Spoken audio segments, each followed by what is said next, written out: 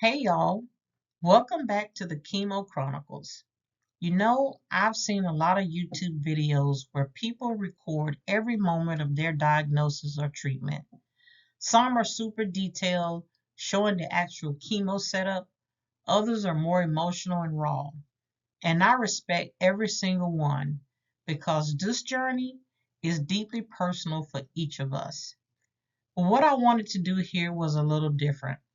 I'm not filming every infusion or sharing every tear, but I am telling my story, honestly, with humor, with heart, and sometimes with sarcasm, because hey, that's how I cope.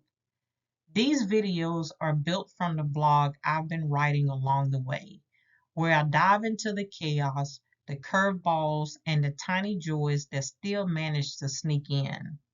If you're new here, I invite you to check it out. Is where I share everything, the hard days, the hopeful ones, and the what just happened moments. This is real life. It's mine.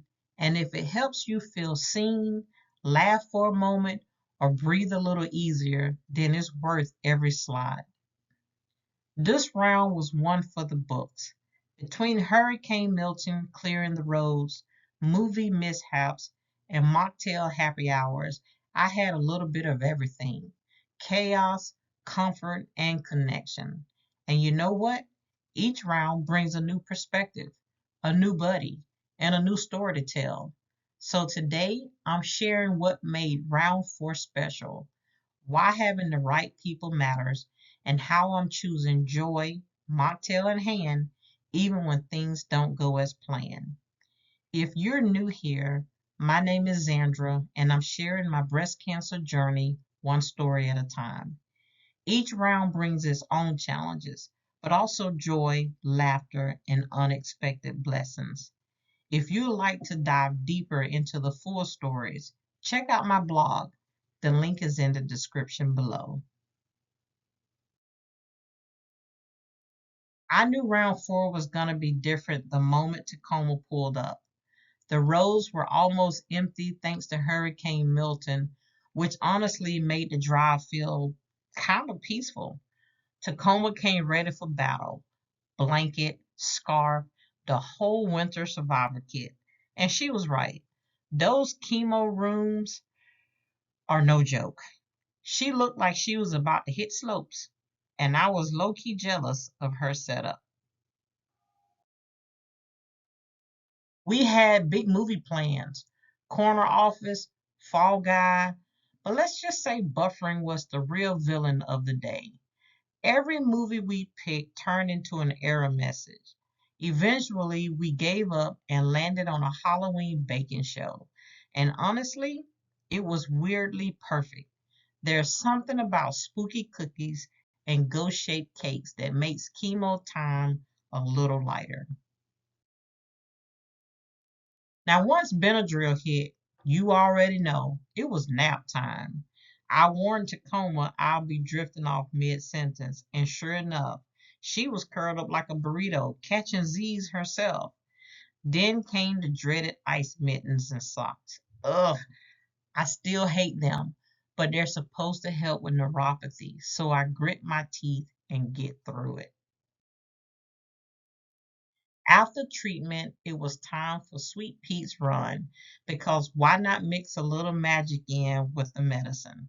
Tacoma handled the candy making chaos with the kids while I jumped in the car with my mom and headed home to relax. Later in the day, Karen showed up with dinner in hand, courtesy of John. Vanessa stopped by with good vibes, and I had ginger peach mocktails for our happy hour. We laughed, sipped, and just enjoyed the moment. It's the little things, y'all, the people who show up, and the joy you let yourself feel. This week also felt like a turning point. I finally shared the news with two close friends, Kim and Mickey.